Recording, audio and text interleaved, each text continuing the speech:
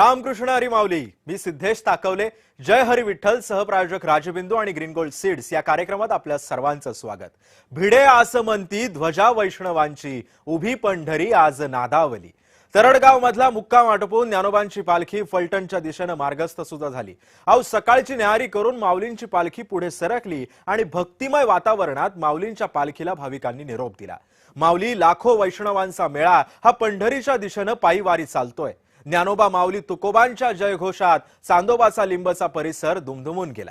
वारीच्या टप्प्यावरच्या क्षणांची शिदोरी वारकरी आपल्या डोळ्यांमध्ये साठवून वारीच्या प्रवासाला लागतात। वारीच्या या टप्प्यावर रिंगणाची परंपरा असेल तर ती तुम्हाला ठाऊकच आहे। सोबतच वारीच्या वारकऱ्यांमध्ये सेवेसाठी अनेक जण सेवा सुद्धा देत असतात।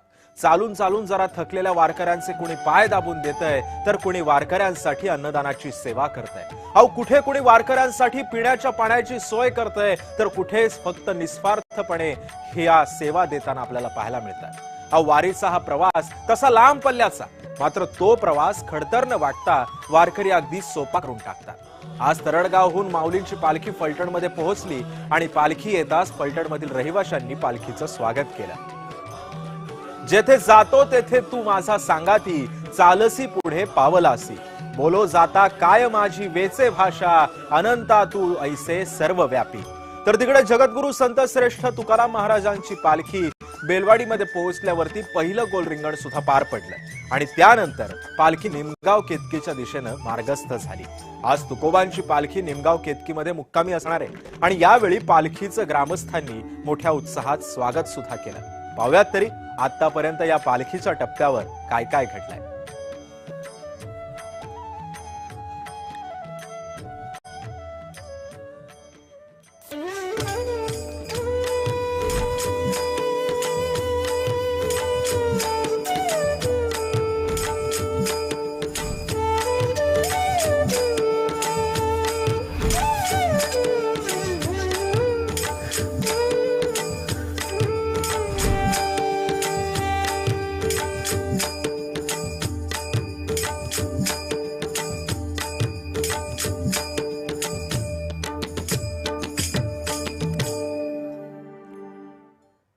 माऊली वारी सोहळ्याच्या सुरुवातीला मोठा गोंधळ घालून वरुणराजांनी सुद्धा दडी मारली होती। मात्र 10 दिवसांच्या मोठ्या कालावधीनंतर पावसाचं वारी सोहळ्यामध्ये पुन्हा दमदार स्वागतही झालं। आज माऊलींची पालखी फलटणमध्ये मुक्कामी आहे। गेल्या 10 दिवसांपासून वारकरी उकाड्याने अक्षरशः हैराण झाले होते। आलेल्या पावसानं वारकऱ्यांना थोडासा दिलासा मिळाला, मात्र पावसाच्या अचानक आगमनामुळे वारी नियोजन मात्र विस्कळीत होणार असल्याची चर्चा फलटण रंगली होती।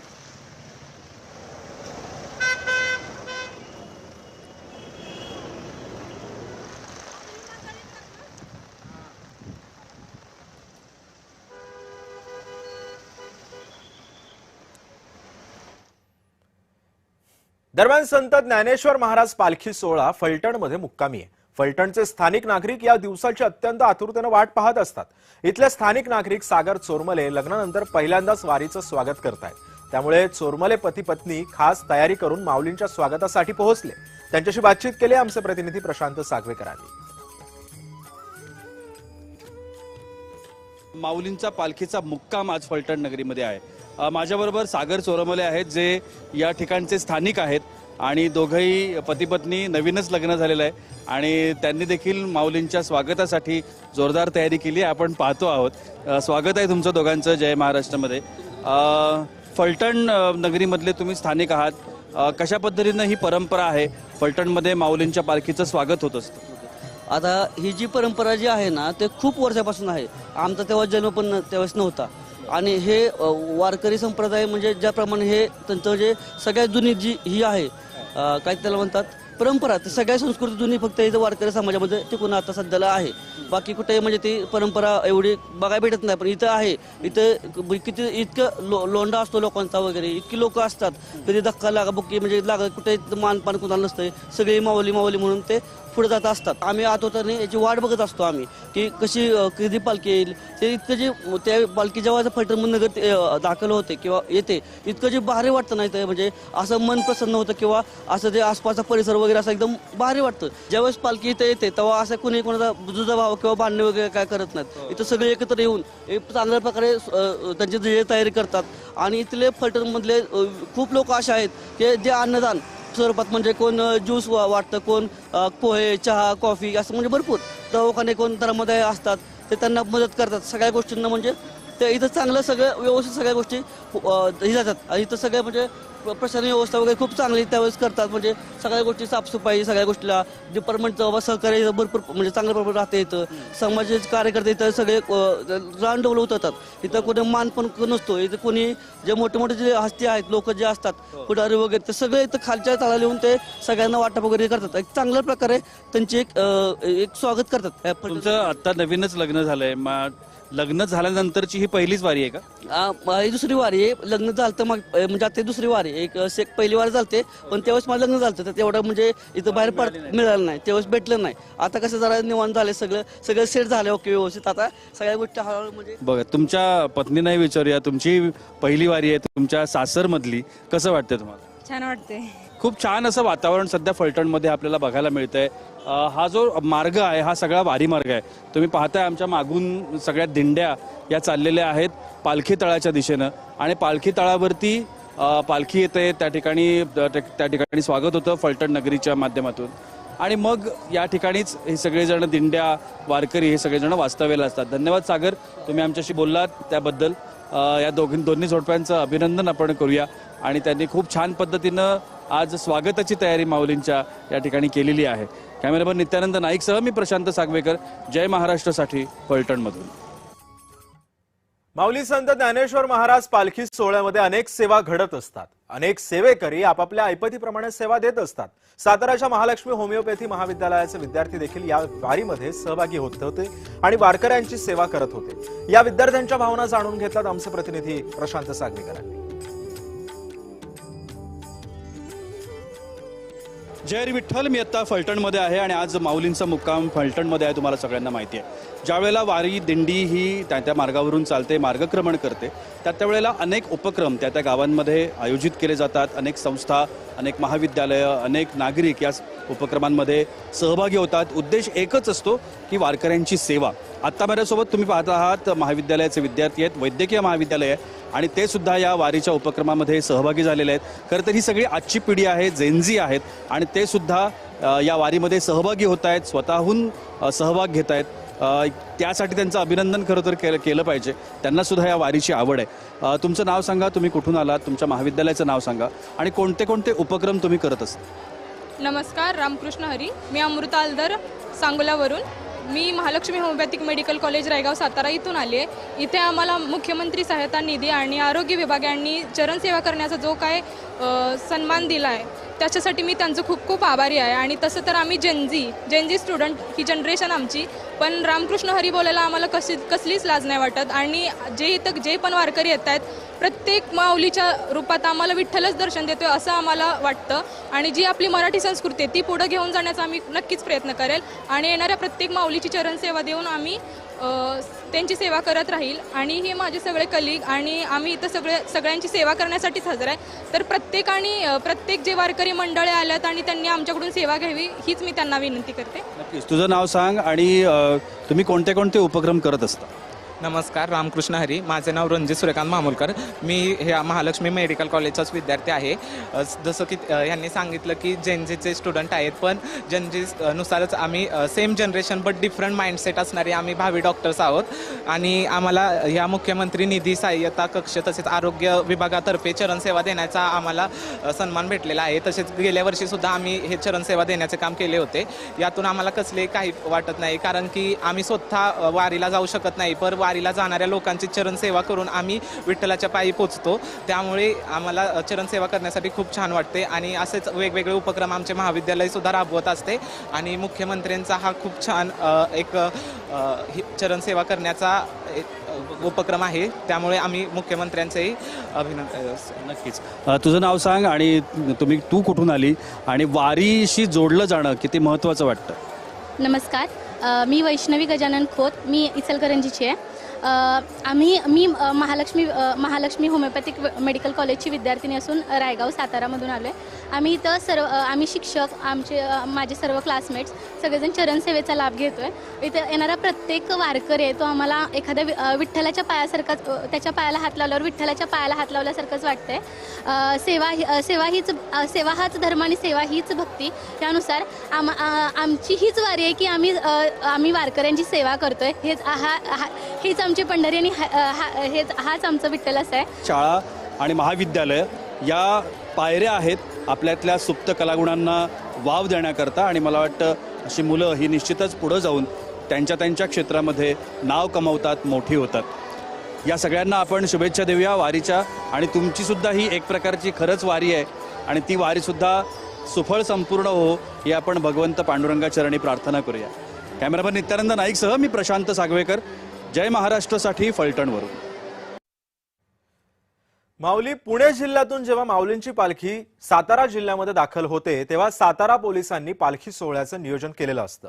साताऱ्यातल्या additional SP doctor Vaishali Kadukar यांच्या उपस्थितीमध्ये चांदोबाचा लिंब इथला पहिला रिंगण सोहळा काल पार पडला, आणि त्यावेळी नेमकं त्या काय म्हणाल्या होत्या, इथली वारीची तयारी नेमकी कशी असते याबद्दल त्यांच्याशी संवाद साधला आमचे प्रतिनिधी प्रशांत सागवेकरांनी. माझ्यासोबत आत्ता साताऱ्याच्या ॲडिशनल SP आहेत वैशाली कडूकर मॅडम. आपण त्यांच्याशी बोलूया. स्वागत आहे मॅडम जय महाराष्ट्रमध्ये. कशा पद्धतीनं आव्हान आहे यावर्षी दरवर्षीपेक्षा? यावर्षी निश्चितच भाविक गेल्या वर्षीपेक्षा जास्त संकेत आहेत, जे प्रत्येक वर्षी वाढत राहतात. तर यावेळेला असं वाटलं होतं की पाऊस नाही, अजून पेरण्या झालेल्या नाही आहे, त्यामुळे माऊली ह्या कमी प्रमाणात येतात का, पण तसं काही झालेलं नाही आहे. उलट जास्त प्रमाणात या ठिकाणी भाविक हे विठू माऊलीच्या दर्शनासाठी या सोहळ्यात समाविष्ट झालेले आहेत. त्या अनुषंगाने पोलीस प्रशासनाचा जो काही बंदोबस्त आहे तो अगदी चोख लागलेला आहे. ही जी पावलं पंढरीच्या दिशेने, विठुरायाच्या दिशेने चाललेली आहे ती न अडखळता, न थांबता मार्गस्थ व्हावीत हाच प्रयत्न पोलीस प्रशासनाचा आहे, ज्याच्यासाठी आम्ही रात्रंदिवस या ठिकाणी सेवा देतात. मॅम, एक दुर्दैवी अपघात या संपूर्ण वारी सोहळ्यामध्ये आपण बघितला, त्यानंतर वेगळ्या काही योजना कराव्या लागल्या का, वेगळ्या काही आव्हान लोकांना करावं लागलं का, वेगळं काही करावं लागलं? निश्चितच तो खूप दुर्दैवी अपघात होता. पण एका चुकीतून माणूस हा शिकत असतो.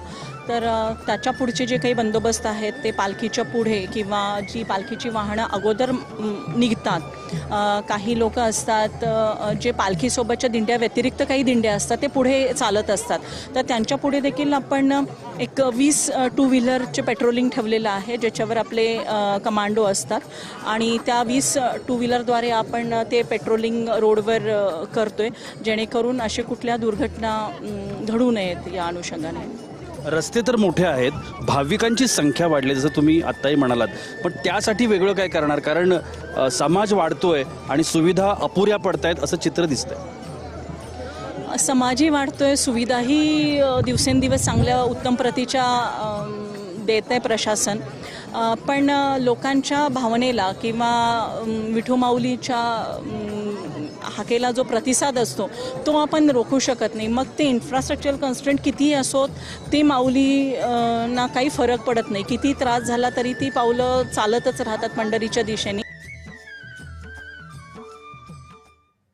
माऊली संत ज्ञानेश्वर महाराज पालखी सोहळ्यामध्ये अनेक गायक कलाकार भेटतात.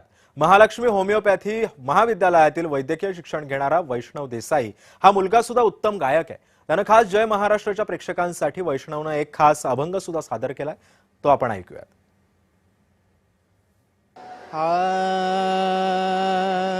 सावळे सुंदर रूप मनोहर, सावळे सुंदर रूप मनोहर, राहो निरंतर, राहो निरंतर,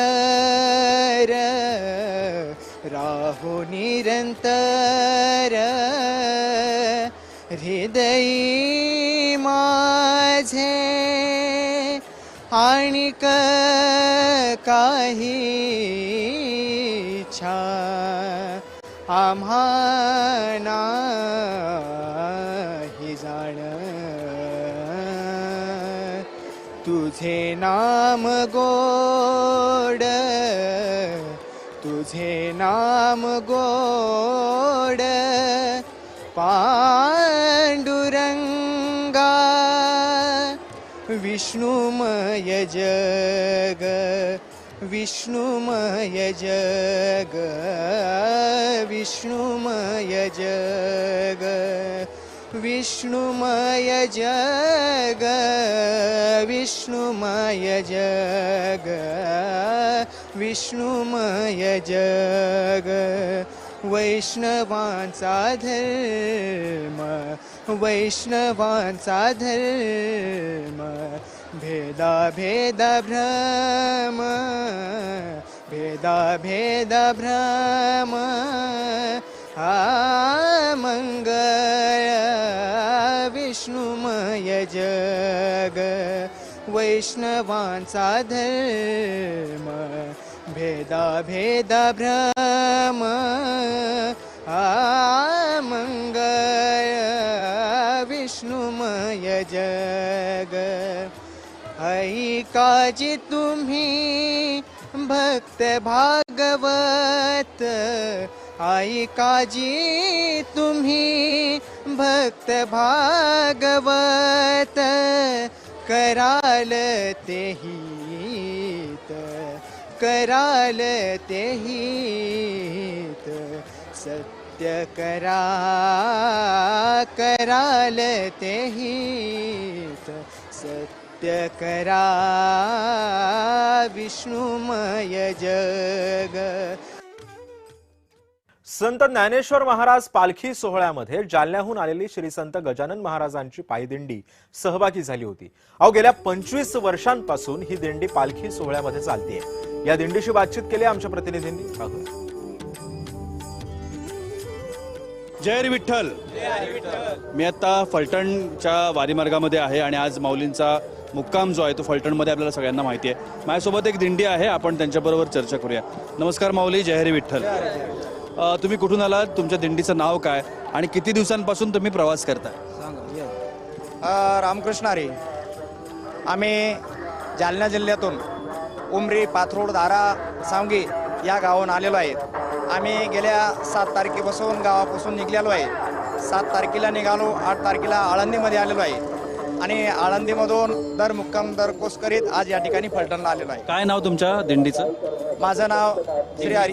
दिंडीचं का? आमच्या दिंडीचं नाव आहे गजानन महाराज पायी दिंडी भक्त परिवार दिंडी सोहळा. आणि जालन्यावरून तुम्ही आलाय. काय सध्या तुमच्या जालन्यामध्ये पीक पाण्याची अवस्था? कारण असं म्हटलं जातं की पेरणी झाल्यानंतर सगळे वारकरी बाहेर पडतात.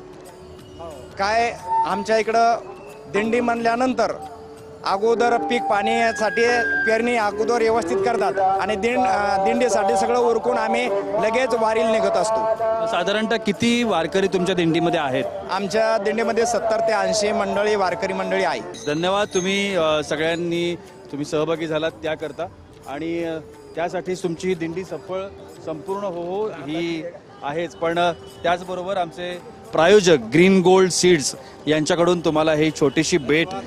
खरं तर सोयाबीन आमच्याकडे आहे. आमच्या शेतामध्ये सध्या आम्ही ग्रीन गोल्डचेच सोयाबीन लावलेली आहे. वा वा. म्हणजे आमच्या प्रायोजकांसाठी ही आनंदाची गोष्ट म्हणावी लागेल. पेरणी तर झालेली आहे पण तुम्हाला हे नक्की उपयोगी पडेल असंच गिफ्ट आहे. तुम्हा सगळ्यांना शुभेच्छा. तुमची वारी सुफळ संपूर्ण हो. कॅमेरामन नित्यानंद नाईकसह मी प्रशांत सागवेकर, जय महाराष्ट्रसाठी फलटणवरून. माऊली संत ज्ञानेश्वर महाराज पालखी सोहळा आज फलटण मुक्कामी आहे. दिंड्यांची रचना, शिस्त, नियम यात सगळ्यांना नेहमी कौतुक असतं. दिंड्यांचं आयोजन, नियोजन, व्यवस्थापन या बाबी अभ्यास करण्यासारख्याच असतात आणि श्री संत शिरोमणी नरहरी महाराज दिंडीचे व्यवस्थापक आत्माराम खोल्लाम यांच्याशी बातचीत केली आहे आणि चर्चा केली आमच्या प्रतिनिधींनी. पाहूया. जय हरी विठ्ठल. मी आता फलटण या ठिकाणी आहे आणि फलटण या ठिकाणी आज माऊलींचा मुक्काम आहे. ज्या ज्या वेळेला पालखी तळावरती पालख्या येतात, दिंड्या येतात, त्या वेळेला अनेक कामं त्या ठिकाणी सुरू असतात. पालखी ही शिस्तीसाठी ओळखली जाते. दिंड्या या नियम, काटेकोरपणा या गोष्टींसाठी त्यांची एक आयडेंटिटी आहे, एक ओळख आहे. आणि त्यामुळे या सगळ्या पालखी तळावरती जी कामं चालतात त्याची पण एक उत्सुकता असते. आपण त्याविषयी जाणून घेण्याचा प्रयत्न करणार आहोत. नमस्कार, तुमचं नाव सांगा, तुमच्या दिंडीचं नाव सांगा आणि कुठून तुमची दिंडी आली. मी आत्माराम मुरलीधर खोल्लम, श्री संत शिरोमणी नरहरी महाराज सोनार अखिल सुवर्णकार समाज दिंडी क्रमांक 54, आळंदी ते पंढरपूर हा आमचा गेले 44 वर्ष अविरतपणे प्रवास चालू आहे. आणि आम्ही दरवर्षी आळंदी ते पंढरपूर ही वाटचाल करत असताना जवळपास आमच्याकडे सुरुवातीपासून 200 ते 250 लोक असतात. पंढरपूर या ठिकाणाहून काही लोक पंढरपूरपर्यंत वाढत असतात. ते 25 ते 50 लोक वाढतात. शेवट 300 लोक होतात. त्यानुसार आम्ही सगळी व्यवस्था करत असतो. आमच्या दिंडीच्या व्यवस्थेमध्ये एक स्वयंपाकासाठी ट्रक असतो, एक रावट्यांसाठी ट्रक असतो आणि एक वापरण्याचं पाणी याच्यासाठी एक टँकर असतो. पण ही जी सगळी रचना आहे, म्हणजे किती कामगार तुम्हाला लागतात, राहुट्यांसाठी असतील, स्वयंपाकासाठी असतील, वारीच्या वारकऱ्यांव्यतिरिक्त ही सगळी मंडळी असतात, त्यामुळे ही सगळी रचना कशी असते. आता आमच्या दिंडीमध्ये आम्ही राहुटी टाकण्यासाठी 8 कामगार ठेवलेले आहेत. स्वयंपाकासाठी 8 कामगार आहेत, 3 आचारी आहेत, त्यांच्यासोबत 5 कामगार आहेत आणि ट्रकचे 3 कर्मचारी वेगळे आणि व्यवस्था पाहणारे आमचे 15 ते 20 जण, आमची ती वेगळीच टीम आहे. जे व्यवस्थापक मंडळ जे आहे, विश्वस्त मंडळ, हे 15 ते 20 जण आहेत. म्हणजे आमच्या विश्वस्त मंडळावरती 20 जणांची टीम आहे. एक 4-5 जण इकडे तिकडे होतात, पण 15 ते 16 लोक कंटिन्यू असतातच. आणि हे सगळं जे व्यवस्थापन आहे हे तुम्हाला तुमच्या जे मंडळ आहे किंवा तुमची जी दिंडी आहे त्यांच्यामार्फत करावं लागतं. हो, मी स्वतः आत्माराम मुरलीधर खोल्लम, मी स्वतः या विश्वस्त मंडळांनी माझ्यावरती खजिनदारपणाची जबाबदारी सोपवलेली आहे आणि आम्ही सर्व विश्वस्त मंडळ चोखपणे काम करत असतो. 1 रुपयासुद्धा विश्वस्त मंडळाच्या म्हणजे वारकऱ्यांच्या पदरचा 1 रुपयासुद्धा आमच्या खिशात आला नाही पाहिजे. आणि आमच्या खिशातले 10 रुपये जरी गेले तरी आम्हाला काही हरकत नाही, परंतु आम्ही तिकडचा 1 रुपया येऊन देत नाही, असं आमचं संपूर्ण काटेकोरपणे कारभार असतो. आणि याच्या म्हणजे आमच्याकडे आम्ही पत्रवळी ठेवत नाही, कागदी कुठलाही व्यवहार ठेवत नाही, जेणेकरून कुठलाही म्हणजे आपण जेवण केल्यानंतर कागद पडतील, कचरा होईल आणि त्याचा त्रास दुसऱ्याला होईल उचलण्यासाठी. तर आमच्याकडे सगळ्या प्रकारची भांडी आहेत. चहा पिण्यासाठी स्टीलचे कप आहेत, जेवण्यासाठी स्टीलची वाटी आहे, ताट आहेत, या प्रकारचं सर्व आहे. आणि आमच्या दिंडीमध्ये आरोग्य सेविका सुद्धा आहे. आमचे प्रायोजक राजबिंदू यांच्याकडून तुम्हाला हे छोटंसं गिफ्ट, तुम्ही ही जी वारी करताय आणि अतिशय सुंदर अशी रचना आणि अतिशय सुंदर असं आयोजन तुमच्या वारीकडून होत असतं, दिंड्यांकडून होत असतं आणि त्यात शिकण्यासारखं आम्हालाही सगळ्यांना खूप काही आहे. कॅमेरामन नित्यानंद नाईकसह मी प्रशांत सागवेकर, जय महाराष्ट्रसाठी फलटणवरून. माऊली, वारीच्या या टप्प्यावरचे हे काही क्षण बघितल्यानंतर आता वेळ झाली आहे जय हरी विठ्ठल सहप्रायोजक राजबिंदू आणि ग्रीन गोल्ड सीड्स या कार्यक्रमामध्ये इथेच थांबायची. पण वारीच्या या टप्प्यावरचे पुढचे क्षण घेऊन मी पुन्हा तुमच्या भेटीला येणार आहे उद्याच्या भागात. तोपर्यंत रामकृष्ण हरी.